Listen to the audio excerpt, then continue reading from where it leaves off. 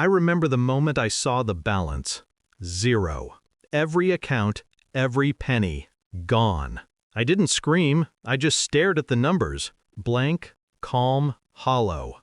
My breath was steady, but something inside me split quietly, like a seam giving way under too much pressure. My sister, Lily, had always been the golden one. The charming smile, the quick wit, the one who could talk her way into or out of anything. When our parents died, she was my only family. I trusted her like a second heartbeat. I'd put her name on my business accounts for emergencies. I thought family meant safety. It took one emergency for her to become the danger. The signs were there, now that I replay them. The new car she said was borrowed. The sudden weekend trips with her boyfriend, Daniel. The way she'd avoid eye contact when she hugged me goodbye. I ignored them all. Because when you've built your life on trust, you don't question it. You drown in it. The morning I found out, I called her, straight to voicemail. I called Daniel next, disconnected. They'd both vanished. The police told me it was a civil matter. My lawyer said recovery could take months, if ever. But I didn't cry. I couldn't. Grief had burned itself into steel. It was my daughter, Emma, who broke the silence. She was sitting cross-legged on the kitchen floor, building something with her Lego set. "Mom," she said without looking up, "don't worry, I handled it." I smiled weakly. "What do you mean, sweetheart?" She shrugged.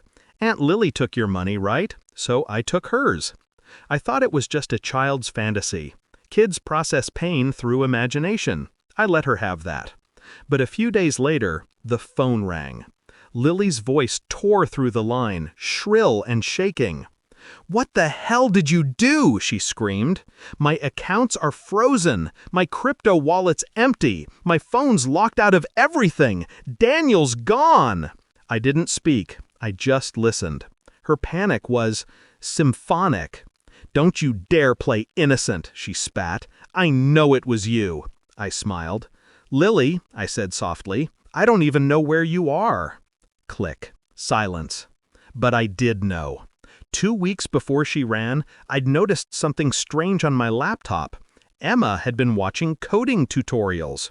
I thought nothing of it. She was a bright kid, curious. But one night I caught her in my office, fingers flying across the keyboard like she was solving a secret. She looked up and said, "Mom, passwords shouldn't be birthdays. Too easy." It didn't hit me until after Lily's call. Emma had been watching her aunt that day Lily babysat. She saw Lily log into my banking app, memorize patterns, sync devices. My daughter noticed what I didn't, and she'd planned. Quietly, methodically. Using the old family tablet Lily once gave her, Emma accessed the synced accounts. She mirrored every transaction, every linked login.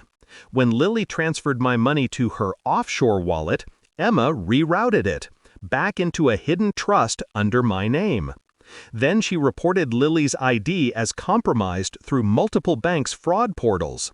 A 9-year-old. I didn't know whether to be proud or terrified.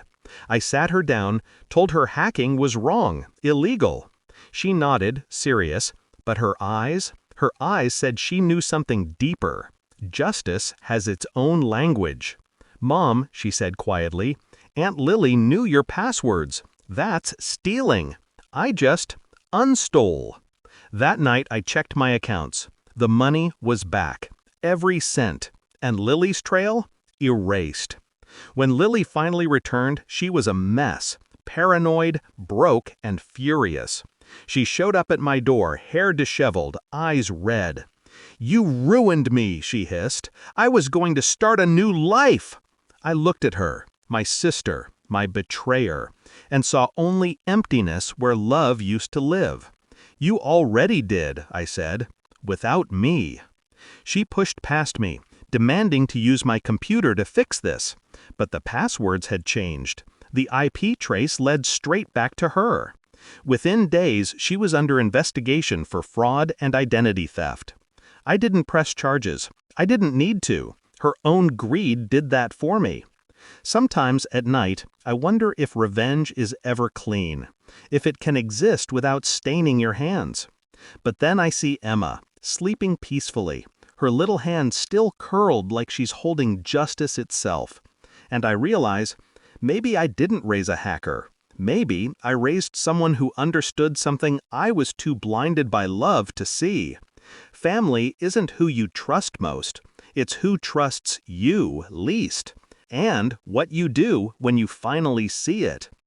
A week ago, Lily called again. This time, her voice wasn't angry, it was broken. "Please," she whispered, "how did you do it? How did you take it all back?" I paused. Then I said the only honest thing I could. I didn't. My daughter did. And then, before she could respond, I ended the call. For the first time in months, I felt peace. Not because Lily lost everything, but because my daughter learned how to make sure we'd never be victims again. And in that quiet, I finally exhaled.